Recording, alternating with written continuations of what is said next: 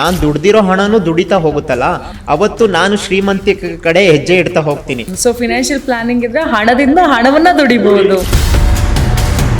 ಇದನ್ನ ತಿಳ್ಕೊಂಡವರು ಬುದ್ಧಿವಂತರಾಗ್ತಾ ಹೋಗ್ತಾರೆ, ಬೆಳೀತಾ ಹೋಗ್ತಾರೆ.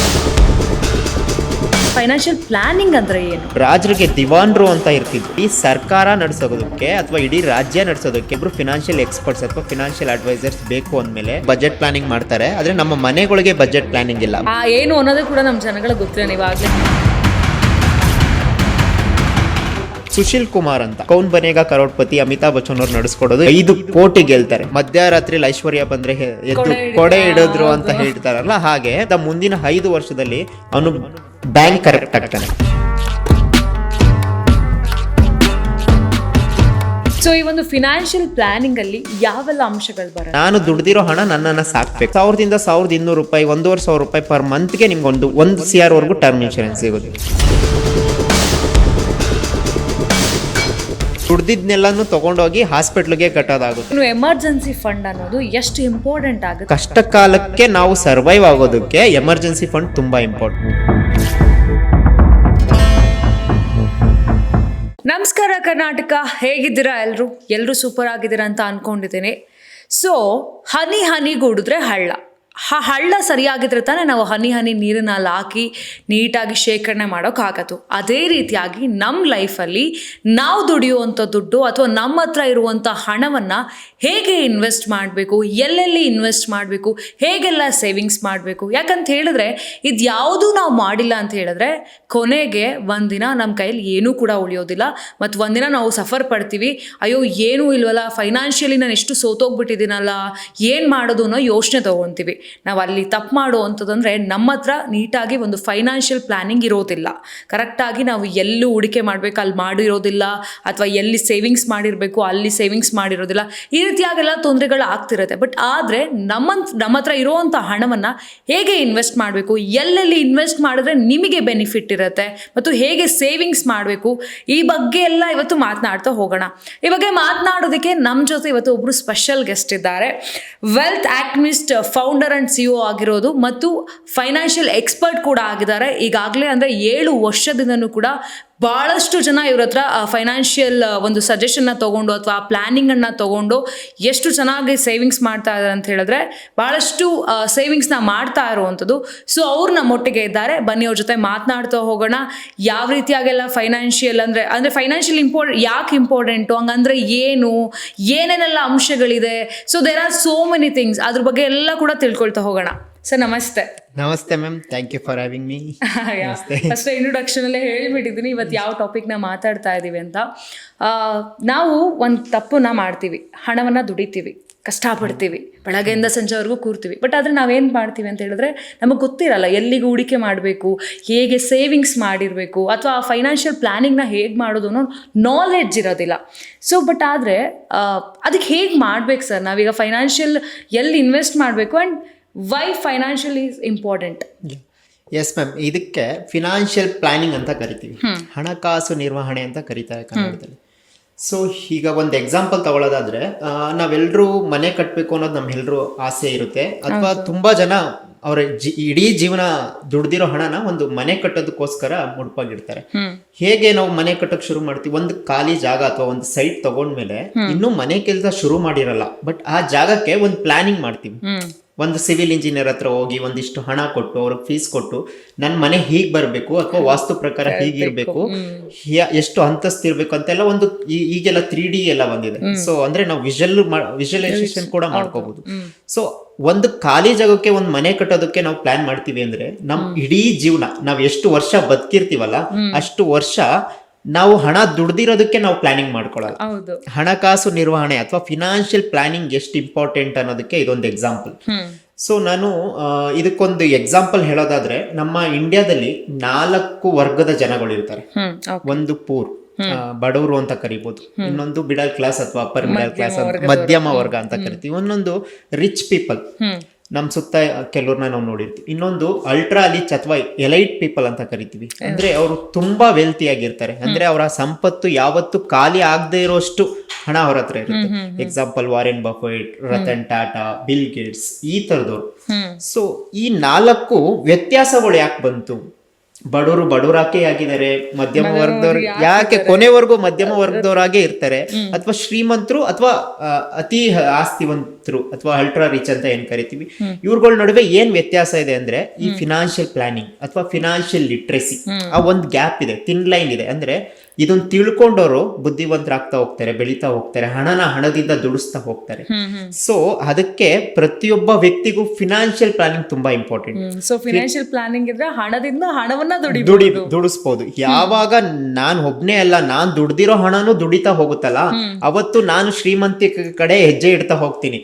ಅದರ್ವೈಸ್ ನಾನು ಕೊನೆವರೆಗೂ ದುಡಿತಾನೆ ಇರ್ತೀವಿ. ನೀವು ಕೇಳಿರ್ಬೋದು, ಅಂದ್ರೆ ಜೀವನ ಪೂರ್ತಿ ದುಡಿತಾನೆ ಹೋದ್ರು ಅಥವಾ ಅಷ್ಟೆಲ್ಲಾ ದುಡಿದ್ರು ಬಡವರಾಗೆ ಉಳ್ಕೊಂಡ್ರು, ಅಥವಾ ಒಂದ್ ಮನೆ ಕಟ್ಟಕ್ಕಾಗ್ಲಿಲ್ಲ, ಅಥವಾ ಮದ್ವೆ ಮಾಡಿ ಸಾಲ ಮಾಡಿದ್ರು, ಸಾಲದಲ್ಲೇ ಬದುಕಿದ್ವಿ. ಈ ತರದ್ ಯಾಕೆ ಆಗ್ತಾ ಇದೆ ಅಂದ್ರೆ ಆ ನಿರ್ವಹಣೆ, ಎಲ್ಲದರಲ್ಲೂ ಒಂದು ನಿರ್ವಹಣೆ ಅನ್ನೋದು ಮುಖ್ಯ. ಈಗ ನಾನು ಯಾವಾಗ್ಲೂ ನನ್ನ ಕ್ಲಾಸಸ್ ಆಗ್ಲಿ ಅಥವಾ ನನ್ನ ಕೌನ್ಸಿಲಿಂಗ್ ಅಲ್ಲಾಗ್ಲಿ ಹೇಳ್ತಾ ಇರ್ತೀನಿ, ನಾವು ಎಲ್ಲದಕ್ಕೂ ಇನ್ನೊಬ್ರ ಮೇಲೆ ಡಿಪೆಂಡ್ ಆಗಿರ್ತೀವಿ. ಫಾರ್ ಎಕ್ಸಾಂಪಲ್, ನನ್ಗೆ ಏನಾದ್ರೂ ಹುಷಾರಿಲ್ಲ, ಕಾಯಿಲೆ ಬಂತು ಅಂದ್ರೆ ನಾನೇ ಹೋಗಿ ಮೆಡಿಕಲ್ ಶಾಪ್ ಟ್ಯಾಬ್ಲೆಟ್ ಕೇಳಲ್ಲ. ಫಾರ್ ಎಕ್ಸಾಂಪಲ್, ಸಣ್ಣ ಪುಟ್ಟ ಜ್ವರ ಅಥವಾ ನೋವು ಅಂದ್ರೆ ನಾವು ಒಂದು ಟ್ಯಾಬ್ಲೆಟ್ ತಗೊಳ್ತೀವಿ. ಒಂದು ಮೇಜರ್ ಇಶ್ಯೂಸ್, ಹೆಲ್ತ್ ಇಶ್ಯೂಸ್ ಆದ್ರೆ ಯಾಕೆ ಡಾಕ್ಟರ್ ಹತ್ರನೇ ಹೋಗ್ತೀವಿ? ಡಾಕ್ಟರ್ ಓದ್ಕೊಂಡಿದ್ದಾರೆ, ಎಕ್ಸ್ಪರ್ಟ್ಸ್ ಇದಾರೆ, ಎಕ್ಸ್ಪೀರಿಯನ್ಸ್ ಇದೆ, ಮತ್ತೆ ನನ್ನ ಜೀವಕ್ಕೆ ಬೆಲೆ ಇದೆ ಅಲ್ಲ. ಸೊ ಅವ್ರು ಹೇಳಿದ್ರೆ ಅಥವಾ ಅವ್ರು ಕರೆಕ್ಟ್ ಸಜೆಷನ್ಸ್ ಕೊಡ್ತಾರೆ. ಸೊ ಲೀಗಲ್ ಇಶ್ಯೂಸ್ ಬಂದ್ರೆ ನಾನೇ ವಾದ ಮಾಡ್ಬೋದಲ್ಲ, ಕೋರ್ಟ್ಗೆ ಹೋಗಿ ಅಪ್ಲಿಕೇಶನ್ ಹಾಕಿ. ಯಾಕೆ ಮಾಡಲ್ಲ? ಎಕ್ಸ್ಪರ್ಟ್ಸ್, ಲಾಯರ್, ಲೀಗಲ್ ಇಶ್ಯೂಸ್ ಬಂದಾಗ ಲಾಯರ್ ಹತ್ರ ಹೋಗ್ತೀವಿ, ಫೀಸ್ ಕೊಡ್ತೀವಿ. ಯಾಕೆಂದ್ರೆ ನಾನು ಗೆಲ್ಬೇಕು, ನನ್ಗೆ ಯಾವ್ದೋ ಪ್ರಾಪರ್ಟಿ ಇಶ್ಯೂಸ್ ಇದೆ, ಏನೋ ಇಲ್ಲಿಗಲ್ ಇಶ್ಯೂಸ್ ಆಗಿದೆ ಅಂದಾಗ ಲಾಯರ್ ಮೂಲಕ ಹೋಗ್ತೀವಿ.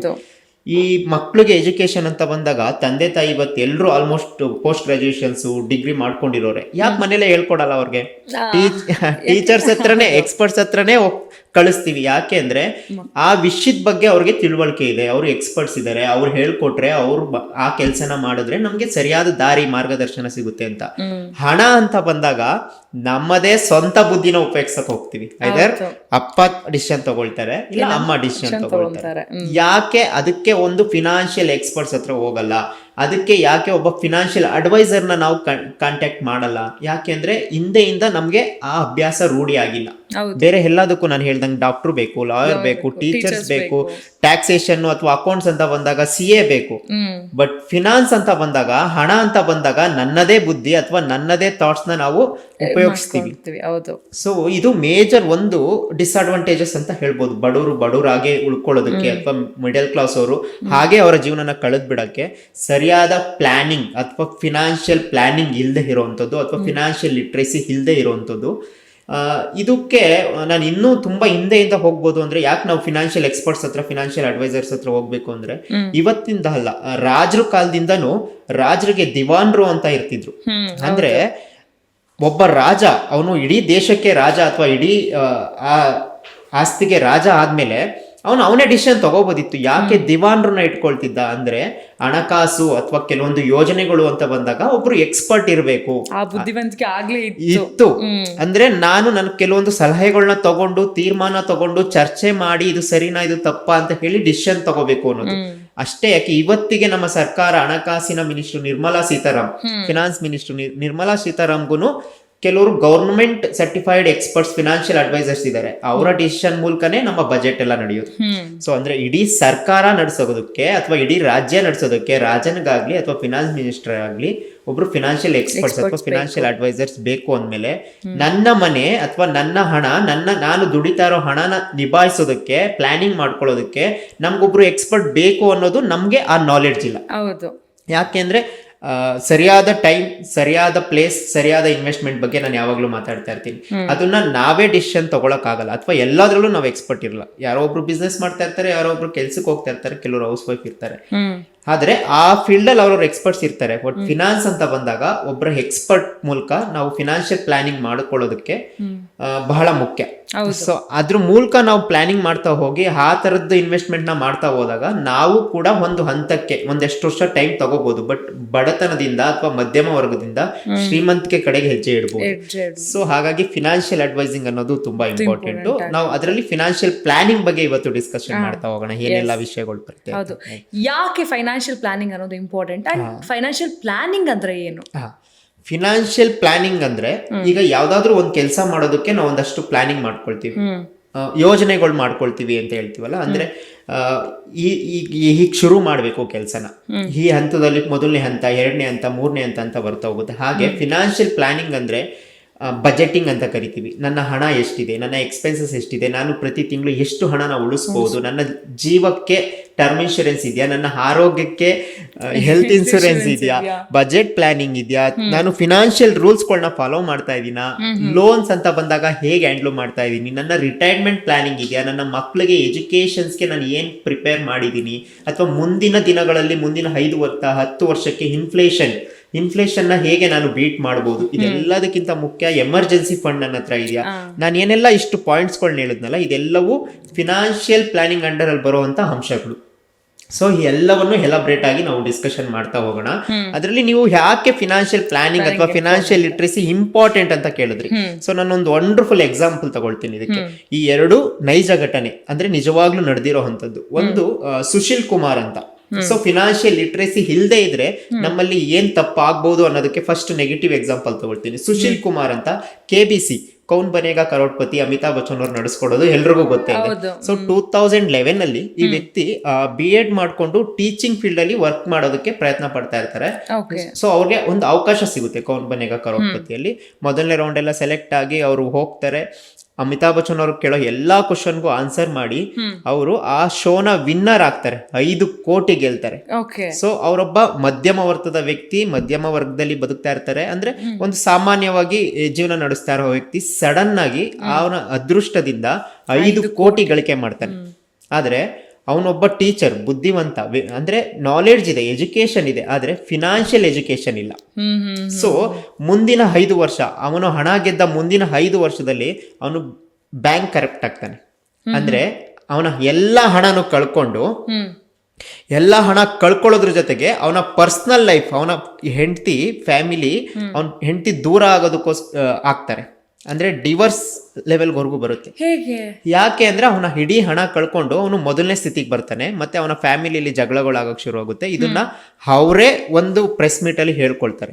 ಯಾಕೆ ಅಂದ್ರೆ ನನಗೆ ಎಜುಕೇಶನ್ ಇತ್ತು, ಫಿನಾನ್ಷಿಯಲ್ ಎಜುಕೇಶನ್ ಇರ್ಲಿಲ್ಲ, ಹೇಗೆ ಹಣನ ಮ್ಯಾನೇಜ್ ಮಾಡ್ಬೇಕು ಅಂತ ಗೊತ್ತಿಲ್ಲ, ಫಿಲಮ್ ಮಾಡಬೇಕು ಅಂತ ಹೋಗ್ತಾರೆ, ಬೇರೆ ಯಾರಿಗೋ ಇಂಟ್ರೆಸ್ಟ್ ಕೊಡ್ತಾರೆ, ಹೊಸ ಬಿಸ್ನೆಸ್ ಮಾಡಬೇಕು ಅಂತ ಹೋಗ್ತಾರೆ. ಅಂದ್ರೆ ಹಾಗೆ ಅಲ್ವಾ, ಒಂದ್ ಗಾದೆ ಇದೆ, ಮಧ್ಯರಾತ್ರಿ ಐಶ್ವರ್ಯ ಬಂದ್ರೆ ಎದ್ದು ಕೊಡೆ ಇಡಿದ್ರು ಅಂತ ಹೇಳ್ತಾರಲ್ಲ. ಹಾಗೆ ಆ ವ್ಯಕ್ತಿ ಎಕ್ಸ್ಪೆಕ್ಟ್ ಮಾಡಿಲ್ಲ, ಪ್ರಿಪೇರ್ ಆಗಿಲ್ಲ. ನನ್ಗೆ ಹಣ ಬರುತ್ತೆ, ನಾನು ಹಣ ಬಂದ್ರೆ ಏನ್ ಮಾಡ್ಬೇಕು, ಅಥವಾ ನಾನು ಮುಂದೆ ದುಡಿತೀನಿ, ಆ ಹಣನ ಹೇಗೆ ನಾನು ಹೂಡಿಕೆ ಮಾಡಬೇಕು, ಸರಿಯಾದ ರೀತಿಲಿ ಹೇಗೆ ನಿರ್ವಹಣೆ ಮಾಡಬೇಕು ಅನ್ನೋ ಐಡಿಯಾ ಇಲ್ದಲೆ ಕೇವಲ 5 ವರ್ಷದಲ್ಲಿ 5 ಕೋಟಿ ಹಣನ ಕಳ್ಕೊಳ್ಳೋದ್ರ ಜೊತೆಗೆ ಮಾಮೂಲಿ ಸ್ಥಿತಿಗೆ ಬಂದು ಅವನ ಸಂಸಾರದಲ್ಲೂ ಬಿರುಕು ಮೂರುತ್ತೆ.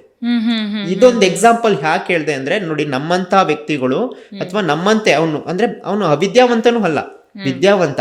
ಸೊ ಅವನ ಸ್ಥಿತಿ ಹೇಗಾಯ್ತು? ಯಾಕೆ ಅಂದ್ರೆ ಈ ಫಿನಾನ್ಷಿಯಲ್ ಲಿಟ್ರಸಿ ಅನ್ನೋದು, ಹಣಕಾಸಿನ ಸಾಕ್ಷರತೆ, ವಿದ್ಯೆ ಬೇರೆ, ನಾವು ಸಿಲೆಬಸ್ ಅಲ್ಲಿ ಓದೋದು ಬೇರೆ, ಸೈನ್ಸ್ ಬೇರೆ, ಮ್ಯಾಥ್ಸ್ ಬೇರೆ. ಆದ್ರೆ ಹಣನ ನಿರ್ವಹಣೆ ಮಾಡೋದಿದೆಯಲ್ಲ, ಅಥವಾ ಹಣದ ಬಗ್ಗೆ ನಾನು ಎಲ್ಲಿ ಹೂಡಿಕೆ ಮಾಡಬೇಕು, ಹಣನ ಹೇಗೆ ಸರಿಯಾಗಿ ನಿರ್ವಹಣೆ ಮಾಡಬೇಕು ಅನ್ನೋದು ನಾಲೆಡ್ಜ್ ನಮಗಿಲ್ಲ ಅಂದಾಗ ಯಾವ ತರ ಆಗುತ್ತೆ ಅನ್ನೋದಕ್ಕೆ ಇದೊಂದು ಎಕ್ಸಾಂಪಲ್. ಈ ಫೈನಾನ್ಷಿಯಲ್ ಪ್ಲಾನಿಂಗ್ ಅನ್ನೋದನ್ನು ಕೂಡ ಒಂದು ಸಿಲೆಬಸ್ ಮಾಡಬೇಕು, ತುಂಬಾ ಇಂಪಾರ್ಟೆಂಟ್. ಅಂದ್ರೆ ನಮ್ಮ ಸರ್ಕಾರ ಈಗ ಕಳೆದ 70-75 ವರ್ಷದಿಂದ ಅದೇ ಸಿಲೆಬಸ್ ನ ನಡ್ಸ್ಕೊಂಡ್ ಬರ್ತಾ ಇದೆ. ಇತ್ತೀಚೆಗೆ ಕೆಲವೊಂದು ಸ್ಕೂಲ್ಗಳಲ್ಲಿ ಚಿಕ್ಕ ಮಕ್ಳಿಗೂ ಒಂದು ಸಣ್ಣ ಪುಟ್ಟ ಟಾಪಿಕ್ಸ್ ಇಡ್ತಾ ಇದಾರೆ ಅಂತ ನಾನು ಕೇಳ್ಪಟ್ಟೆ. ಸೊ ನಾವು ಮೇಜರ್ ಆಗಿ ಇದು ಒಂದು ಸಿಲೆಬಸ್ ನ ನಾವು ಫಿನಾನ್ಷಿಯಲ್ ಲಿಟ್ರಸಿ ಅಂತ ಮಾಡೋದ್ರಿಂದ ಮಕ್ಕಳಿಗೆ ತುಂಬಾ ಹೆಲ್ಪ್ ಆಗುತ್ತೆ. ಸೊ ಇದು ಇಂಪಾರ್ಟೆಂಟ್. ಈಗ ನಾನೊಂದು ಫಿನಾನ್ಷಿಯಲ್ ಲಿಟ್ರಸಿ ಗೊತ್ತಿಲ್ಲದೆ ಇರೋ ಒಂದು ವ್ಯಕ್ತಿ ಎಕ್ಸಾಂಪಲ್ ಹೇಳಿದೆ. ಹಾಗೆ ಈ ಫಿನಾನ್ಷಿಯಲ್ ಲಿಟ್ರಸಿ ಅಂದ್ರೆ ದುಡ್ದಿದ್ದ ಹಣನ ನಾನು ಹೂಡಿಕೆ ಮಾಡಿದ್ರೆ ಏನೆಲ್ಲ ಆಗುತ್ತೆ ಅನ್ನೋದಕ್ಕೆ ಒಂದು ಎಕ್ಸಾಂಪಲ್ ಕೊಡ್ತೀನಿ. ರೊನಾಲ್ಡ್ ಜೇಮ್ಸ್ ರೀಡ್ ಅಂತ ಇವರು ಅಮೆರಿಕದ ಪ್ರಜೆ. ಇವ್ರೇನಂದ್ರೆ ಓದ್ಕೊಂಡಿರೋ ಅಂತಲ್ಲ, ವಿದ್ಯಾವಂತರು ಅಲ್ಲ, ಸಾಮಾನ್ಯವಾಗಿ ಬಡತನದಲ್ಲಿ ಬೆಳೆದು ಬಂದಂಥವ್ರು. ಇವರು ಈ ಕೆಳಮಟ್ಟದ ಕೆಲಸಗಳು, ಈಗ ಆಫೀಸ್ ಬಾಯ್ ಆಗ್ಬೋದು, ಪೆಟ್ರೋಲ್ ಬಂಕಲ್ಲಿ ಕೆಲಸ ಮಾಡೋವಂಥದ್ದಾಗ್ಬೋದು, ಈ ರೀತಿಯ ಕೆಲಸಗಳನ್ನ ಮಾಡ್ತಾ ಬರ್ತಾರೆ ಇಡೀ ಜೀವನ ಪೂರ್ತಿ. ಅವರ 60 ವರ್ಷ ಜೀವನನ ಈ ರೀತಿಯ ಕೆಲಸಗಳನ್ನೇ ಮಾಡ್ತಾ ಬರ್ತಾರೆ. ಅವ್ರಿಗೆ ಎಷ್ಟು ಸಂಬಳ ಇರುತ್ತೆ ಅನ್ನೋದು ಒಂದು ಅಂದಾಜು ಇರುತ್ತೆ ನಮ್ಗೆ. ಅವ್ರಿಗೆ ಬರೋ ಹಣದಲ್ಲಿ ಅವರು ಅವರ ಜೀವನನ ನಡೆಸಿ, ಅವರ ಫ್ಯಾಮಿಲಿನ ನಡೆಸಿ, ಉಳಿಯುತ್ತಲ್ಲ ಆ ಉಳಿಕೆನ ಅವರು ಇನ್ವೆಸ್ಟ್ ಮಾಡ್ತಾ ಬರ್ತಾರೆ. ಮ್ಯೂಚುವಲ್ ಫಂಡ್ಸ್ ಆಗ್ಬೋದು, ಸ್ಟಾಕ್ಸ್ ಆಗ್ಬೋದು, ಫಿಕ್ಸ್ಡ್ ಡೆಪಾಸಿಟ್ ಆಗ್ಬೋದು. ಹೀಗೆ ಅವರ ಇಡೀ 60 ವರ್ಷದ ಸೇವಿಂಗ್ಸ್ನ ಹೂಡಿಕೆ ಮಾಡ್ತಾ ಬರ್ತಾರೆ. ಕೊನೆಯಲ್ಲಿ ಒಂದಿನ ಅವರ 84ನೇ ವರ್ಷದಲ್ಲಿ ಸಾವನ್ನಪ್ತಾರೆ. ಓಕೆ. ಆಗ ಅವರ ಸತ್ತಿದ್ದ ದಿನ ಇಡೀ ಅಮೆರಿಕಾಗೆ ಅವ್ರ ಬಗ್ಗೆ ಗೊತ್ತಾಗುತ್ತೆ. ಯಾಕೆ ಅಂದ್ರೆ ಅವರು $8 ಮಿಲಿಯನ್ NGOಗೆ ಡೊನೇಟ್ ಮಾಡಿ ಹೋಗಿರ್ತಾರೆ. $8 ಮಿಲಿಯನ್ $8 ಮಿಲಿಯನ್ ಅಂದ್ರೆ ಇವತ್ತಿಗೆ ಇಂಡಿಯನ್ ರುಪೀಸ್ ಅಲ್ಲಿ 67.5 ಕೋಟಿ. ಅಂದ್ರೆ ಅವರೆಲ್ಲ ಸೇವಿಂಗ್ಸ್ ಮಾಡಿ ಸೇವಿಂಗ್ಸ್ ಅನ್ನೋದಕ್ಕಿಂತ ಹೂಡಿಕೆ ಮಾಡಿರ್ತಾರೆ ನೋಡಿ. ಅಂದ್ರೆ ಆ ವ್ಯಕ್ತಿ ಹೂಡಿಕೆ ಮಾಡಿ ದುಡ್ಡನ್ನ ಹೂಡಿಕೆ ಮಾಡ್ತಾ ಹೋಗ್ತಾನೆ. ಅಂದ್ರೆ ಅವ್ರಿಗೊಂದು ನಾಲೆಡ್ಜ್ ಇದೆ. ಸೊ ಇವತ್ತು ನಾನು ದುಡಿಯೋ ದುಡ್ಡನ್ನ ಹೂಡಿಕೆ ಮಾಡ್ತಾ ಹೋದ್ರೆ ಇದು ಒಂದಿನ ದೊಡ್ಡ ಅಮೌಂಟ್ ಆಗುತ್ತೆ ಅಂತ. ಸೊ ನೋಡಿ, ಅವರು ಸೊಸೈಟಿಗೆ ಕೊಟ್ಟು ಹೋದ್ರು. ಅಂತ ವ್ಯಕ್ತಿ ಅಂದ್ರೆ ಏನೂ ತಿಳುವಳಿಕೆ ಇಲ್ಲದೆ ಇರೋವಂಥದ್ದು, ವಿದ್ಯಾವಂತಿಕೆ ಇಲ್ಲ, ಸರ್ಟಿಫಿಕೇಶನ್ಸ್ ಇಲ್ಲ, ಅಂದ್ರೆ ಏನ್ ಕೆಲಸ ಸಿಗುತ್ತೋ ಅದನ್ನೆಲ್ಲ ಮಾಡ್ತಾ ಬರ್ತಾರೆ. ಬಟ್ ಅವ್ರಿಗೆ ನಾಲೆಡ್ಜ್ ಇತ್ತು, ಅಂದ್ರೆ ಒಂದ್ ಸೆನ್ಸ್ ಇತ್ತು ಅವ್ರಿಗೆ. ಓಕೆ, ನಾನು ದುಡಿತಾ ಇದ್ದೀನಿ, ನಾನು ದುಡ್ದಿದ್ದ ಹಣನ ಸೇವ್ ಮಾಡಬೇಕು, ಸೇವ್ ಮಾಡಿದ ಹಣನ ಹೂಡಿಕೆ ಮಾಡಬೇಕು. ಸೊ ಅದನ್ನ ದೇಶಕ್ಕೆ ಅಥವಾ ಯಾವುದೋ ಒಂದು ಸಮಾಜಕ್ಕೆ ಅಥವಾ NGOಗೆ ಡೊನೇಟ್ ಮಾಡೋದು. ಇಡೀ ದೇಶಕ್ಕೆ ಗೊತ್ತಾಯ್ತು ಇಂಥ ವ್ಯಕ್ತಿ ಒಬ್ರು ಇದ್ರು, ಇವರು ಇಷ್ಟ ತರ ಹಣ ಇದೆ. $8 ಮಿಲಿಯನ್ ಅಂದ್ರೆ ನೋಡಿ, 2 ಲೈವ್ ಎಕ್ಸಾಂಪಲ್ಸ್. ಓದ್ಕೊಂಡಿರೋ ಅಂತ ವ್ಯಕ್ತಿ ಆದ್ರೆ 5 ಕೋಟಿನ ಮ್ಯಾನೇಜ್ ಮಾಡಕ್ ಆಗ್ಲಿಲ್ಲ. ಬಟ್ ಕಡಿಮೆ ಹಣನೇ ದುಡಿತಾ ಇದ್ರು ಅದು $1 ಸೇರ್ತಾ ಒಂದು ದಿನ ಎಷ್ಟು ಹಣ ಸೇರ್ತು ಅನ್ನೋದು. ಅಂದ್ರೆ ಯಾಕೆ ಈ ಎಕ್ಸಾಂಪಲ್ ಹೇಳಿದೆ ಅಂದ್ರೆ, ಫಿನಾನ್ಷಿಯಲ್ ಲಿಟ್ರೇಸಿ ಅನ್ನೋದು ಎಷ್ಟು ಇಂಪಾರ್ಟೆಂಟ್. ಅಂದ್ರೆ ಬಡವರಾಗೇ ಇರೋದಕ್ಕೆ, ಶ್ರೀಮಂತರಾಗ್ತೇನೆ ಇರೋದಕ್ಕೆ ಒಂದು ಥಿನ್ ಲೈನ್ ಇದೆ, ಒಂದು ಗ್ಯಾಪ್ ಇದೆ ಅಂತ ಹೇಳಿದ್ನಲ್ಲ, ಆ ಗ್ಯಾಪೇ ಫಿನಾನ್ಷಿಯಲ್ ಲಿಟ್ರೇಸಿ, ಹಣಕಾಸಿನ ಸಾಕ್ಷರತೆ. ಸೊ ಎಲ್ಲರೂ ಅದ್ರ ಬಗ್ಗೆ ಅವೇರ್ನೆಸ್ ಮೂಡಿಸಿದ್ರೆ ಅಥವಾ ಎಲ್ಲರೂ ಅದ್ರ ಬಗ್ಗೆ ತಿಳ್ಕೊಳ್ತಾ ಹೋದ್ರೆ, ಸೊ ನಾವು ಒಂದಿನ ಈಗ ಏನ್ ಸ್ಥಿತಿ ಇರ್ತೀವಿ ಅಥವಾ ಈಗ ಏನ್ ಈ ಒದ್ದಾಟ ಇರುತ್ತೆ ಇದರಿಂದ ಮೇಲ್ ಹೋಗ್ತಾ ಹೋಗ್ಬೋದು, ಬೆಳೀತಾ ಹೋಗ್ಬೋದು. ಸೊ ಅದಕ್ಕೆ ಒಂದಷ್ಟು ನಮ್ಗೆ ಪ್ಲಾನಿಂಗ್ ಬೇಕಾಗುತ್ತೆ, ಒಂದಷ್ಟು ಅಂಶಗಳನ್ನ ನಾವು ತಿಳ್ಕೋಬೇಕಾಗುತ್ತೆ. ಖಂಡಿತ ಸ್ಟಾರ್ಟಿಂಗ್ ಅಲ್ಲೂ ಹೇಳಿದ್ರಿ ಬಹಳಷ್ಟು ಅಂಶಗಳಿದೆ ಅಂತ. ಸೊ ಒಂದೊಂದಾಗಿ ಮಾತಾಡ್ತಾ ಹೋಗೋಣ ಸರ್. ಇವಾಗ ಆಲ್ರೆಡಿ ಹೇಳ್ಬಿಟ್ಟಿದ್ರ ಯಾಕೆ ಫೈನಾನ್ಷಿಯಲ್ ಅನ್ನೋದು ಇಂಪಾರ್ಟೆಂಟ್ ಅಂತ. ಸೊ ಈ ಒಂದು ಫಿನಾನ್ಷಿಯಲ್ ಪ್ಲಾನಿಂಗ್ ಅಲ್ಲಿ ಯಾವೆಲ್ಲ ಅಂಶಗಳು ಬರುತ್ತೆ ಹೇಳ್ತಾ ಹೋಗಿ. ನೋಡಿ, ಫಿನಾನ್ಷಿಯಲ್ ಪ್ಲಾನಿಂಗ್ ಅಂದ ತಕ್ಷಣ ನಾನು ಇಂಪಾರ್ಟೆನ್ಸ್ ಹೇಳಿದೆ, ಎಕ್ಸಾಂಪಲ್ಸ್ ಹೇಳಿದೆ, ಯಾಕೆ ಫಿನಾನ್ಷಿಯಲ್ ಎಕ್ಸ್ಪರ್ಟ್ಸ್ ಬೇಕು ಅಂತೆಲ್ಲ ಹೇಳಿದೆ. ಅದರಲ್ಲಿ ನಾವೇ ಒಂದು ಅಷ್ಟು ಅಂಶಗಳನ್ನ ತಿಳ್ಕೊಂಡ್ರೆ ನಾವು ಹೇಗೆ ಮ್ಯಾನೇಜ್ ಮಾಡ್ಬೋದು ಅನ್ನೋದು. ಮೊದಲನೇದು ಒಂದು ಇನ್ಸೂರೆನ್ಸ್ ಅಲ್ಲಿ ಹೆಲ್ತ್ ಮತ್ತೆ ಟರ್ಮ್ ಅಂತ ಬರುತ್ತೆ. ಅದು ಯಾಕೆ ಬರುತ್ತೆ ಅಂತ ನಾನು ಇಂಡಿವಿಜುವಲ್ ಆಗಿ ಎಕ್ಸ್ಪ್ಲೈನ್ ಮಾಡ್ತಾ ಹೋಗ್ತೀನಿ. ಇನ್ಸೂರೆನ್ಸ್ ಆದ್ಮೇಲೆ ಎಮರ್ಜೆನ್ಸಿ ಫಂಡ್ ಅಂತ ಬರುತ್ತೆ. ಎಮರ್ಜೆನ್ಸಿ ಫಂಡ್ ನಮ್ಗೆ ಯಾಕೆ ಮುಖ್ಯ? ಅದಾದ್ಮೇಲೆ ಇನ್ಫ್ಲೇಷನ್ ಅಂತ ಬರುತ್ತೆ. ಸೊ ಇನ್ಫ್ಲೇಷನ್ ಬಗ್ಗೆ ತುಂಬಾ ಜನಕ್ಕೆ ಗೊತ್ತೇ ಇಲ್ಲ, ಅದನ್ನ ತಿಳ್ಕೊಬೇಕಾಗುತ್ತೆ. ಸೊ ಬಜೆಟ್ ಪ್ಲಾನಿಂಗ್, ನಾನು ಆಗ್ಲೇ ಹೇಳಿದೆ, ನಮ್ಮ ಇಡೀ ದೇಶಕ್ಕೆ ಬಜೆಟ್ ಪ್ಲಾನಿಂಗ್ ಮಾಡ್ತಾರೆ, ಆದ್ರೆ ನಮ್ಮ ಮನೆಗಳಿಗೆ ಬಜೆಟ್ ಪ್ಲಾನಿಂಗ್ ಇಲ್ಲ. ಬಜೆಟ್ ಪ್ಲಾನಿಂಗ್ ಮಾಡ್ಕೋಬೇಕು. ಫಿನಾನ್ಷಿಯಲ್ ರೂಲ್ಸ್ ಅಂತ ಒಂದಷ್ಟು ಪಾಯಿಂಟ್ಸ್ಗಳಿದೆ. ಸೊ ಆ ಯಾವ್ಯಾವೆಲ್ಲ ರೂಲ್ಸ್ ಇದೆ ಅನ್ನೋದನ್ನ ತಿಳ್ಕೊಳ್ಳೋಣ. ಸೊ ಆಮೇಲೆ ರಿಟೈರ್ಮೆಂಟ್ ಪ್ಲಾನಿಂಗ್ ನಾನು ತುಂಬಾ ಫೋಕಸ್ ಮಾಡುವಂಥದ್ದು, ಅಥವಾ ನಾನು ಕೌನ್ಸಿಲಿಂಗ್ ಅಲ್ಲಿ ಆಗ್ಬೋದು ಅಥವಾ ನಾನು 1-to-1 ಸೆಷನ್ ಅಲ್ಲಿ ಆಗ್ಬೋದು, ತುಂಬಾ ಪ್ರಿಫರೆನ್ಸ್ ಕೊಡೋದು ಫಿನಾನ್ಷಿಯಲ್ ರಿಟೈರ್ಮೆಂಟ್ ಪ್ಲಾನಿಂಗ್. ಸೊ ಒಬ್ಬ ವ್ಯಕ್ತಿಗೆ ಅವನು 20ನೇ ವರ್ಷ ಆಗ್ಬೋದು, 25ನೇ ವರ್ಷ ಆಗ್ಬೋದು, ಅಥವಾ 45 ಆಗ್ಬೋದು, ಅವ್ನು ಯಾವ ಏಜ್ ಅಲ್ಲಿ ಇರ್ಬೋದು, ಬಟ್ ಅವನಿಗೆ ರಿಟೈರ್ಮೆಂಟ್ ಪ್ಲಾನಿಂಗ್ ತುಂಬಾ ಮುಖ್ಯ. ಸೊ ಅಂದ್ರೆ ನಾವು ಯಾವತ್ತು ಮುಂದೆ ಒಂದು ದಿನ ನಮ್ಮ ದೇಹ ಶಕ್ತಿ ಇರೋವರೆಗೂ ದುಡಿತೀವಿ, ಅದಾದ್ಮೇಲೆ ರಿಟೈರ್ಮೆಂಟ್ ಅನ್ನೋದು ಅಂದ್ರೆ ನಾನು ದುಡ್ದಿರೋ ಹಣ ನನ್ನನ್ನ ಸಾಕ್ಬೇಕು. ಆ ಪ್ಲಾನಿಂಗ್ ಇಲ್ಲ ಅಂದ್ರೆ ನಾವು ಫೇಲ್ಯೂರ್ ಆಗ್ತೀವಿ ಕೊನೆ ಕಾಲದಲ್ಲಿ. ಸೊ ಈ ಇಷ್ಟು ಅಂಶಗಳು, ಅಥವಾ ಇದ್ರ ಜೊತೆ ಕಾಂಪೌಂಡಿಂಗ್ ಹೇಗ್ ವರ್ಕ್ ಆಗುತ್ತೆ, ಆಗ್ಲೇ ಹೇಳ್ದಂಗೆ ಇನ್ಫ್ಲೇಷನ್ ಹೇಗ್ ವರ್ಕ್ ಆಗುತ್ತೆ, ಈ ಎಲ್ಲ ಅಂಶಗಳು ಬರ್ತಾ ಹೋಗುತ್ತೆ. ಈಗ ಅದನ್ನ ಇಂಡಿವಿಜುವಲ್ ಆಗಿ ಮಾತಾಡ್ತಾ ಹೋಗೋಣ. ನಾನು ಆಗ್ಲೇ ಹೇಳ್ದೆ ಇನ್ಸೂರೆನ್ಸ್ ತುಂಬಾ ಮುಖ್ಯ. ಇನ್ಸೂರೆನ್ಸ್ ಅಲ್ಲಿ ಯಾವುದು 2 ಮುಖ್ಯವಾದ ಇನ್ಸೂರೆನ್ಸ್ ಅಂದ್ರೆ, ಒಂದು ಹೆಲ್ತ್ ಆರೋಗ್ಯ ವಿಮೆ ಅಂತ ಕರಿತೀವಿ. ಯಾಕೆ ಆರೋಗ್ಯ ಇಂಪಾರ್ಟೆಂಟ್ ಅಂದ್ರೆ, ಈಗಿನ ಕಾಲದಲ್ಲಿ ನಿಮ್ಗೆ ಗೊತ್ತಿದೆ ಹೆಲ್ತ್ ಇಶ್ಯೂಸ್ ಎಷ್ಟು ಬರ್ತಾ ಇದೆ ಅಂತ. ದುಡ್ದಿದ್ನೆಲ್ಲಾನು ತಗೊಂಡೋಗಿ ಹಾಸ್ಪಿಟ್ಲ್ಗೆ ಕಟ್ಟೋದಾಗುತ್ತೆ. ಒಂದು ನನ್ನ ಲೈವ್ ಎಕ್ಸಾಂಪಲ್ ಇದೆ. ನನ್ನ ಕ್ಲೈಂಟ್ಗೆ ನಾನು ಸಜೆಸ್ಟ್ ಮಾಡಿದ್ದೆ, ಹೀಗೆ ನಾನು ಕೌನ್ಸಿಲಿಂಗ್ ಮಾಡಬೇಕಾದ್ರೆ ಬೇಸಿಕ್ ಇಂದ ಸಜೆಸ್ಟ್ ಮಾಡ್ತಾ ಹೋಗ್ತೀನಿ, ನೀವು ಒಂದು ಹೆಲ್ತ್ ಇನ್ಸೂರೆನ್ಸ್ ಮಾಡಿಸ್ಕೊಳ್ಳಿ ಅಂತ. ಅವರು ಕೌನ್ಸಿಲಿಂಗ್ ತಗೊಂಡು 6 months ಆದ್ರೂ ಮಾಡಿಸ್ಕೊಂಡಿರ್ಲಿಲ್ಲ. ಅಫ್ಕೋರ್ಸ್ ಇವೆಲ್ಲ ನೆಗ್ಲಿಜೆನ್ಸಿ ಬಂದೇ ಬರ್ತವೆ. ಸೊ ಆದ್ರೆ ಅವ್ರ ಮಗನಿಗೆ ಸಡನ್ ಆಗಿ ಒಂದಿನ ಆಕ್ಸಿಡೆಂಟ್ ಆಯ್ತು. ಸೊ ಅವರು ಪ್ರೈವೇಟ್ ಹಾಸ್ಪಿಟಲ್ ಕರ್ಕೊಂಡು ಹೋಗಿದ್ದಾರೆ. ಟ್ರೀಟ್ಮೆಂಟ್ ಶುರು ಮಾಡೋಕ್ಕಿಂತ ಮುಂಚೆ 20 ಲಕ್ಷ ಡೆಪಾಸಿಟ್ ಮಾಡಿ ಆಮೇಲೆ ಶುರು ಮಾಡ್ತೀವಿ. ಸೊ ಎಸ್, ಅವ್ರಮ್ಮ ಅವತ್ತಿಗೆ ಅದು ದೇವ್ರ ದಯನೋ ಅಥವಾ ಅದೃಷ್ಟ ಅಂತ ಕರಿಬೋದೋ ಗೊತ್ತಿಲ್ಲ, ಇಲ್ಲ ಸರ್ ನಾನು ಗೌರ್ಮೆಂಟ್ ಹಾಸ್ಪಿಟಲ್ ಕರ್ಕೊಂಡು ಹೋಗ್ತೀನಿ ಅಂತ ಗೌರ್ಮೆಂಟ್ ಹಾಸ್ಪಿಟಲ್ ಶಿಫ್ಟ್ ಮಾಡಿದ್ದಾರೆ. ಒಂದು 5 to 6 lakh ಒಳಗಡೆ ಟ್ರೀಟ್ಮೆಂಟ್ ಮುಗ್ದಿದೆ. ಸೊ ಹೇಗೋ ಮಗ ಬದುಕಿದ್ದಾರೆ. ಇದನ್ನ ಅದೃಷ್ಟ ಅಥವಾ ದುರದೃಷ್ಟ ಅಂತ ಎರಡನ್ನೂ ಕರಿಬಹುದು. ಬಟ್ 5-6 ಲಕ್ಷ ಖರ್ಚಾಗಿದೆ. ಅವರು ಒಂದ್ ಮನೆ ತಗೊಳಕ್ಕೆ ಅಂತ ಕೂಡಿಟ್ಟಿದ್ದ ದುಡ್ಡನ್ನ ಖಾಲಿ ಮಾಡ್ಕೊಂಡ್ರು. ಅಥವಾ ಒಂದೇ ದಿನ ಮಗ ಬದುಕ್ತಾ ಅನ್ನೋ ಖುಷಿ ಇದೆ, ಬಟ್ ಅವ್ರದ್ದೊಂದಷ್ಟು ಸೇವಿಂಗ್ಸ್ ಇದೆ. ಅವ್ರು ಕಷ್ಟಪಟ್ಟು ಮನೆ ಕೆಲಸ ಮಾಡಿ ಎಲ್ಲ ಉಳಿಸಿದ ದುಡ್ಡು. ಸೊ ಇದು ಯಾಕಾಯ್ತು? ನಾವು ಒಂದು 10,000-15,000 ಹೆಲ್ತ್ ಇನ್ಸೂರೆನ್ಸ್ ಅಂದ್ರೆ ನಮ್ಮ ಆರೋಗ್ಯಕ್ಕಾಗಿ ಎತ್ತಿಡ್ಲಿಲ್ಲ ಅಂದ್ರೆ ವರ್ಷಕ್ಕೆ, ಸೊ ನನ್ನ ಇಡೀ ಸೇವಿಂಗ್ಸು ನಾನು ಒಂದೇ ಸಲ ನಾನು ಕಟ್ಟೋ ಅಂತ ಅವಶ್ಯಕತೆ ಬಂತು. ಅಂದ್ರೆ ನಾನು ಮತ್ತೆ 5-6 ಲಕ್ಷ ಕೂಡಿಡ್ಬೇಕು ಅಂದ್ರೆ ಮತ್ತೆ ಇನ್ನೆಷ್ಟು ವರ್ಷ, ಮತ್ತೆ ಆ ಟೈಮ್ ನಾವು ತರಕ್ಕಾಗಲ್ಲ. ಸೊ ಇದಕ್ಕೋಸ್ಕರ ನಾವು ಆರೋಗ್ಯಕ್ಕಾಗಿ ಒಂದು ಇನ್ಸೂರೆನ್ಸ್ ಮಾಡಿಸ್ಕೊಳ್ಳೇಬೇಕಾಗುತ್ತೆ. ಮತ್ತೆ ಆರೋಗ್ಯಕ್ಕೆ ಯಾಕೆ ಮಾಡಿಸ್ಕೋಬೇಕು ಅಂದ್ರೆ ನನ್ನ ಇನ್ವೆಸ್ಟ್ಮೆಂಟ್ ನಾನು ಮುಟ್ಟದೇ ಇರೋ ತರ ಒಂದು ಸಿಚುವೇಶನ್ ನಾನು ಕ್ರಿಯೇಟ್ ಮಾಡ್ಕೋಬೇಕು. ಅಂದ್ರೆ ನಾನು ಹೂಡಿಕೆ ಶುರು ಮಾಡ್ತಾ ಇದ್ದೀನಿ ಅಂದ್ರೆ ಅದಕ್ಕೂ ಮುಂಚೆ ನನ್ನ ಹತ್ರ ಹೆಲ್ತ್ ಇನ್ಸೂರೆನ್ಸ್ ಇದ್ರೆ ನನ್ಗೆ ಯಾವುದೇ ಅನ್ಸರ್ಟೈನಿಟಿ ಬಂದಾಗ್ಲೂ ನನ್ನ ಹೂಡಿಕೆನ ನಾನು ಹಾಳು ಮಾಡಲ್ಲ, ತೆಗಿಯಲ್ಲ. ಸೊ ಹಾಗಾಗಿ ಹೂಡಿಕೆ ಆಗಿ ಉಳ್ಕೊಳ್ಳುತ್ತೆ. ನನ್ನ ಹೆಲ್ತ್ ಇನ್ಸೂರೆನ್ಸ್ಗೆ ಗೌರ್ಮೆಂಟ್ ಅಥವಾ ಕಂಪ್ನಿಗಳು ಬಂದು ಪೇ ಮಾಡುತ್ತೆ. ಇನ್ನೂ ಒಂದು ಟರ್ಮ್ ಇನ್ಶೂರೆನ್ಸ್. ಟರ್ಮ್ ಇನ್ಶೂರೆನ್ಸ್ ಅಂದ್ರೆ ಜೀವ ವಿಮೆ. ಟರ್ಮ್ ಇನ್ಶೂರೆನ್ಸ್ ಯಾಕೆ ಇಂಪಾರ್ಟೆಂಟ್ ಅಂದ್ರೆ ನಮ್ಮನ್ನ ನಂಬ್ಕೊಂಡಿರೋರ್ಗೋಸ್ಕರ. ಸೊ ಟರ್ಮ್ ಅಂದ್ರೆ ನಿಮಗೆ ಗೊತ್ತು, ನಮ್ಗೆ ಏನಾದ್ರೂ ಆದಾಗ ಅಥವಾ ನಾವು ಅನ್ಸರ್ಟೈನ್ ಆಗಿ ಏನಾದ್ರು ಡೆತ್ ಆದಾಗ, ಆಕ್ಸಿಡೆಂಟ್ ಆದಾಗ ನಮ್ಮನ್ನ ಯಾರು ಡಿಪೆಂಡ್ ಆಗಿರ್ತಾರೆ, ಅಥವಾ ಮದುವೆ ಆಗಿಲ್ಲ ಅಂದ್ರೆ ತಂದೆ ತಾಯಿ ಆಗ್ಬೋದು, ಮದುವೆ ಆಗಿದ್ರೆ ಹೆಂಡತಿ ಮಕ್ಕಳು ಆಗ್ಬೋದು, ಅವ್ರಿಗೆ ಒಂದು ಟರ್ಮ್ ಇನ್ಶೂರೆನ್ಸ್ ಜವಾಬ್ದಾರಿ. ನಮ್ಮನ್ನ ನಂಬ್ಕೊಂಡಿರ್ತಾರೆ, ನಂದೊಂದು ಫ್ಯಾಮಿಲಿ ಇದೆ, ನನಗೆ ಗೊತ್ತಿಲ್ಲ ಇವತ್ತಿನ ಕಾಲಮಟ್ಟದಲ್ಲಿ ವೆಹಿಕಲ್ ಆಕ್ಸಿಡೆಂಟ್ ಆಗ್ಬೋದು, ಸಡನ್ ಹಾರ್ಟ್ ಅಟ್ಯಾಕ್ಗಳು ಆಗ್ಬೋದು, ಎಷ್ಟು ಡೆತ್ ಆಗ್ತಾ ಇದೆ, ಅದು ಚಿಕ್ಕ ಏಜ್ ಅಲ್ಲೇ ಆಗ್ತಾ ಇದೆ ಅನ್ನೋದನ್ನ ಕೇಳಿ. ಸೊ ಒಂದು ಟರ್ಮ್ ಇನ್ಶೂರೆನ್ಸ್ ಮಾಡಿಸ್ಕೊಳ್ಳೋದು ಅಂದ್ರೆ ಚಿಕ್ಕ ಏಜ್ ಇದ್ರೆ ನಿಮ್ಗೆ ತುಂಬಾ ಕಮ್ಮಿ, 1,000-1,200 ರೂಪಾಯಿ, 1,500 ರೂಪಾಯಿ ಪರ್ ಮಂತ್ಗೆ ನಿಮ್ಗೆ ಒಂದು CR ವರೆಗೂ ಟರ್ಮ್ ಇನ್ಶೂರೆನ್ಸ್ ಸಿಗುತ್ತೆ. ಸೊ ಅದನ್ನ ಮಾಡಿಸ್ಕೊಂಡಾಗ ನಿಮ್ಮನ್ನ ನಂಬ್ಕೊಂಡಿರೋರಿಗೆ ಒಂದು ಹೆಲ್ಪ್ ಆಗುತ್ತೆ. ಸೊ ಆಗ ಮುಂದಿನ 15-20 ವರ್ಷ ನಿಮ್ಗೆ ಚಿಕ್ಕ ಮಕ್ಳಿದ್ರೆ ಅವರ ಎಜುಕೇಶನ್ಗೆ ಆಗುತ್ತೆ, ಅಥವಾ ನಿಮ್ಮ ವೈಫ್ ತಂದೆ ತಾಯಿ ವಯಸ್ಸಾಗಿರೋರಿದ್ರೆ ಅವರ ಜೀವನಾಂಶ ನಡೀತಾ ಹೋಗುತ್ತೆ. ಸೊ ಹಾಗಾಗಿ ಹೆಲ್ತ್ ಮತ್ತೆ ಟರ್ಮ್ ಇನ್ಶೂರೆನ್ಸ್ ಬಹಳ ಮುಖ್ಯ. ಫಿನಾನ್ಷಿಯಲ್ ಪ್ಲಾನಿಂಗ್ ಅಲ್ಲಿ ಈ ಎರಡನ್ನೂ ಮಾಡ್ಕೊಳ್ಳೋದು ತುಂಬಾ ಮುಖ್ಯ.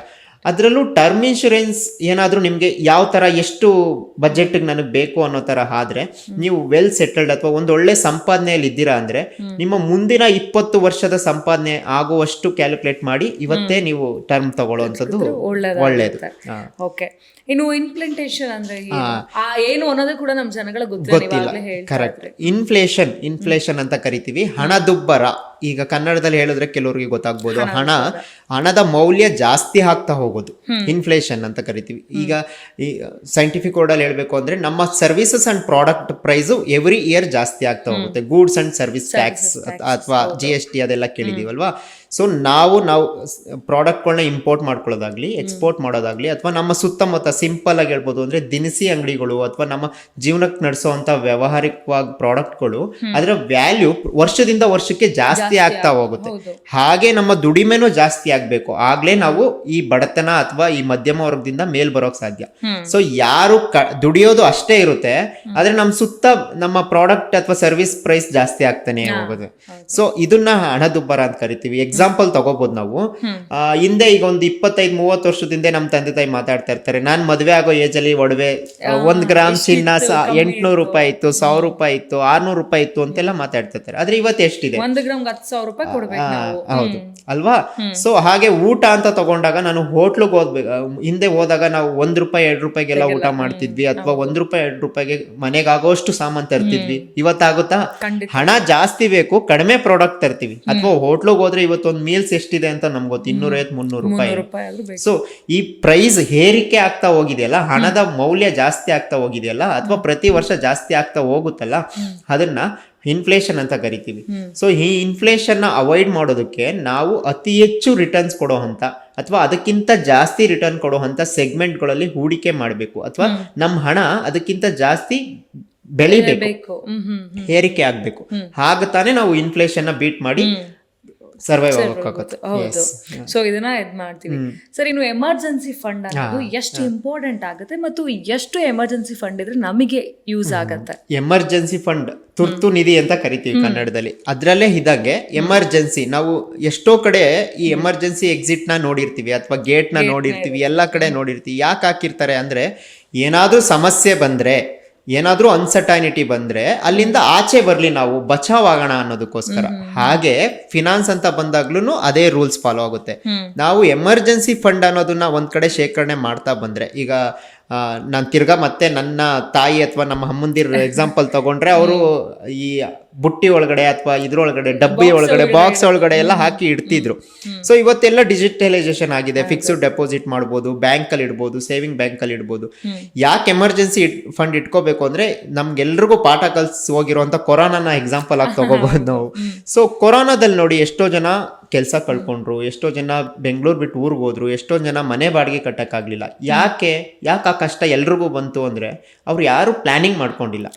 ನಮ್ಮ ಹತ್ರ ಒಂದು ಎಮರ್ಜೆನ್ಸಿ ಮುಂದೆ ಒಂದಿನ ನನಗೆ ಅನ್ಸಟ್ಟೆ ಕಷ್ಟ ಏನಾದ್ರು ಬಂದ್ರೆ ಅಥವಾ ನಾನು ಜಾಬ್ ಕಳ್ಕೊಂಡ್ರೆ, ನನ್ಗೆ ನನ್ನ ಮನೆ ಬಾಡಿಗೆ ಕಟ್ಟಕ್ ಆಗದೆ ಇದ್ರೆ, ನನ್ನ ಮಕ್ಳು ಸ್ಕೂಲ್ ಫೀಸ್ ಕಟ್ಟಕ್ ಆಗದೆ ಇದ್ರೆ ಅನ್ನೋದಕ್ಕೆ ಒಂದಷ್ಟು ಹಣನ ಎತ್ತಿಡ್ತಾ ಇಲ್ಲ ನಾವು. ಅದನ್ನ ಸಪ್ರೇಟ್ ಒಂದಷ್ಟು ಹಣನ ಎತ್ತಿ ಇಟ್ಕೊಂಡ್ರೆ, ಸೇವ್ ಮಾಡಿ ಇಟ್ಕೊಂಡ್ರೆ, ಈ ತರದ ಅನ್ಸರ್ಟೈನಿಟಿ ಬಂದಾಗ, ನ್ಯಾಚುರಲ್ ಡಿಸಾಸ್ಟರ್ ಏನಾದ್ರು ಆದಾಗ, ಈ ಎಕ್ಸಾಂಪಲ್ ಕೊರೋನಾ ತರದ್ ಏನಾದ್ರು ಸಿಚುವೇಶನ್ ಬಂದಾಗ ಅದನ್ನ ಆ ಟೈಮ್ಗೆ ಯೂಸ್ ಮಾಡ್ಕೋಬಹುದು. ಇಲ್ದ ಅಂದ್ರೆ ಏನಾಗುತ್ತೆ ಅಂದ್ರೆ ಯಾವ್ದೋ ಒಂದ್ ಕಡೆ ಹೂಡಿಕೆ ಮಾಡಿರ್ತೀವಿ, ಯಾವ್ದೋ ಒಂದ್ ಕಡೆ ಒಡವೆ ತಗೊಂಡಿರ್ತೀವಿ, ಎಲ್ಲೋ ಸೈಟ್ ತಗೊಂಡಿರ್ತೀವಿ, ಅದನ್ನೆಲ್ಲ ಮಾರಿ ಅವತ್ತಿಗೆ ಸರ್ವೈವ್ ಆಗ್ಬೇಕಾಗುತ್ತೆ. ಸೊ ಹಾಗೇನಾಗುತ್ತೆ, ನಾವು ಕಷ್ಟಪಟ್ಟು ಸೇವ್ ಮಾಡಿದ ಹಣ ಅಥವಾ ಅವಾಗ ತಾನೇ ಕಾಂಪೌಂಡಿಂಗ್ ಆಗಕ್ಕೆ ಶುರು ಆಗಿರುತ್ತೆ, ಬೆಳೆಯಕ್ಕೆ ಶುರು ಆಗಿರುತ್ತೆ, ಅವಾಗ ಕಳ್ಕೋಬೇಕಾಗುತ್ತೆ. ಮತ್ತೆ ಆ ಸಮಯನ ನಾವು ತರಕ್ಕಾಗಲ್ಲ. ಸೊ ಹಾಗಾಗಿ ಇನ್ವೆಸ್ಟ್ಮೆಂಟ್ ನ ಉಳಿಸ್ಕೊಳ್ಳೋದಕ್ಕೆ, ನಮ್ಮ ಕಷ್ಟ ಕಾಲಕ್ಕೆ ನಾವು ಸರ್ವೈವ್ ಆಗೋದಕ್ಕೆ ಎಮರ್ಜೆನ್ಸಿ ಫಂಡ್ ತುಂಬಾ ಇಂಪಾರ್ಟೆಂಟ್. ಹೇಗೆ ಎಮರ್ಜೆನ್ಸಿ ಫಂಡ್ ಅನ್ನ ನಾವು ಇಟ್ಕೊಬಹುದು, ಯಾವ ರೀತಿ ಇಡ್ಬೋದು ಅಥವಾ ಎಷ್ಟು ಇಡಬೇಕು ಅನ್ನೋದೇನಾದ್ರೂ ಕೇಳೋದಾದ್ರೆ, ಫಾರ್ ಎಕ್ಸಾಂಪಲ್ ಒಬ್ಬ ವ್ಯಕ್ತಿ 30,000 ದುಡಿತಾ ಇದ್ದಾನೆ ಅಂದ್ರೆ ಅವನು, ಅಥವಾ 30,000 ಅವನ ಜೀವನ ನಡೆಸೋದಕ್ಕೆ ಬೇಕಾಗ್ತಾ ಇದೆ ಅವನ ಇಡೀ ಫ್ಯಾಮಿಲಿಗೆ ಅನ್ನೋದಾದ್ರೆ, ಮಿನಿಮಮ್ 6 months 6 ತಿಂಗಳ ಶೇಖರಣೆನ ಮಾಡ್ಬೋದು. 30,000 ಇಂಟು 6 ತಿಂಗಳಂದ್ರೆ ಅರೌಂಡ್ 1,80,000. ಯಾರೋ ಒಬ್ಬ ವ್ಯಕ್ತಿಗೆ 1 ಲಕ್ಷ ಬೇಕಾಗುತ್ತೆ, ಯಾರೋ ಒಬ್ಬ ವ್ಯಕ್ತಿಗೆ 80,000 ಬೇಕಾಗುತ್ತೆ. ಅಂದ್ರೆ ಇಡೀ ಜೀವನ ನಡೆಸೋದಕ್ಕೆ, ಇಡೀ ಫ್ಯಾಮಿಲಿ ಜೀವನ ನಡೆಸೋದಕ್ಕೆ ಒಂದು 30 ಅಥವಾ 50, 70,000 ಡಿಪೆಂಡ್ಸ್ ಆನ್ ನಿಮ್ಮ ಎಕ್ಸ್ಪೆನ್ಸಸ್ ಏನಿದೆ ಅಲ್ಲ, ಇಂಟು 6 months. ಅಟ್ಲೀಸ್ಟ್ 6 ತಿಂಗಳು ನಾವು ಸರ್ವೈವ್ ಆಗೋಷ್ಟು ಹಣನ ಕೂಡಿಟ್ಕೋಬೇಕಾಗುತ್ತೆ. ಅದನ್ನ ಇವತ್ತು ನಾವು ಫಿಕ್ಸ್ಡ್ ಡೆಪಾಸಿಟ್ ಅಂದ್ರೆ ಎಮರ್ಜೆನ್ಸಿ ಫಂಡ್ ಅಂದ್ರೆ ಅದನ್ನು ತಗೊಂಡೋಗಿ ಮಾರ್ಕೆಟ್ ರಿಸ್ಕ್ ಅಲ್ಲಿ ಇನ್ವೆಸ್ಟ್ ಮಾಡೋ ಅಂತದಲ್ಲ. ಅಂದ್ರೆ ನನಗೆ ಈಸಿಯಾಗಿ ಸಿಗ್ಬೇಕು. ಫಾರ್ ಎಕ್ಸಾಂಪಲ್ ಇವತ್ತೆಲ್ಲ ಫಿಕ್ಸ್ಡ್ ಡೆಪಾಸಿಟ್ 1 or 2 days ಅಲ್ಲಿ ನಾವು ರಿಲೀಸ್ ಮಾಡ್ಕೋಬಹುದು. ಲಿಕ್ವಿಡ್ ಫಂಡ್ಸ್ ಅಂತ ಬರುತ್ತೆ. ಸೊ ಆ ತರದ ವಿಷಯಗಳಲ್ಲಿ ನಾವು ಆ ತರದ ಸೆಗ್ಮೆಂಟ್ಗಳಲ್ಲಿ ಹೂಡಿಕೆ ಮಾಡ್ಕೋಬಹುದು. ನಾನು 86 kg ಇದ್ದವಳು 71 kg ಬಂದಿದ್ದೀನಿ. ವಯಸ್ಸಾದ್ಮೇಲೆ ಸ್ಮಾರ್ಟ್ ಆಗಿ ಕಾಣ್ತೀರಾ ಅಂದ್ರೆ ಜಿನ್ನಿ. 126 kg ವೇಟ್ ಇದ್ದು ನಾವು ಈಗ 114 kg ಲೆಕ್ಕ ಬಂದಿದ್ದೀವಿ. ಯಾವುದೇ ಸೈಡ್ ಎಫೆಕ್ಟ್ ಆಗಿಲ್ಲ. 84ರಿಂದ 50 kg ಬಂದೆ. ಆಮೇಲೆ ಸಣ್ಣಗೆ ಫಿಟ್ ಆಗಿದ್ದೀನಿ. ಅದಕ್ಕೆ ನಾನು ಯೂಸ್ ಮಾಡ್ತಾ ಇರೋದು ಜೀನಿ ಸ್ಲಿಮ್. ನಮ್ಮ ಕರ್ನಾಟಕ ರಾಜ್ಯದಲ್ಲಿ ಕಳೆದ ವರ್ಷದ ನೀಟ್ ಮತ್ತು ಐಐಟಿ ಜೆಇಇ ಪರೀಕ್ಷೆಯಲ್ಲಿ ಸಾವಿರಾರು ಉಚಿತ ಮೆಡಿಕಲ್ ಹಾಗೂ ಐಐಟಿ ಸೀಟ್ಗಳನ್ನು ನೀಡಿರುವ ನಮ್ಮ ಹೆಮ್ಮೆಯ ಎಕ್ಸೆಲ್ ಅಕಾಡೆಮಿಕ್ಸ್ ವಿದ್ಯಾಸಂಸ್ಥೆಯಾಗಿದೆ. 1 ವರ್ಷದ ಲಾಂಗ್ ಟರ್ಮ್ ನೀಟ್, ಸಿಇಟಿ ಮತ್ತು ಐಐಟಿ ಜೆಇಇ ದಾಖಲಾತಿ ಪ್ರಾರಂಭವಾಗಿದೆ. ಮೆಡಿಕಲ್ ಅಂದರೆ ಎಕ್ಸೆಲ್, ಎಕ್ಸೆಲ್ ಅಂದ್ರೆ ಮೆಡಿಕಲ್.